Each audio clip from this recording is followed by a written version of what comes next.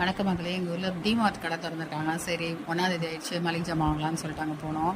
அங்கே இதுமாரி ஐட்டம்ஸும் கொஞ்சம் வாங்கிட்டு வந்தோம், மளிகை ஜாமும் வாங்கிட்டு வந்தோம். அது இல்லாத இதுமாரி ஐட்டம்ஸ். அந்த பாட்டில் வந்து 350 ரூபா வந்துச்சு. என் பெரிய பையனுக்கு ஒரு பிளாக் கலர் பாட்டில், சின்ன பையனுக்கு ஒரு பிளாக் இந்த கலர் பாட்டில், இது ப்ரெஷ் ஹோல்டர், இது 2 செட்டும் வாங்கிட்டு வந்தோம். ஒன்று என் பையன் எடுத்துகிட்டு போயிட்டான்.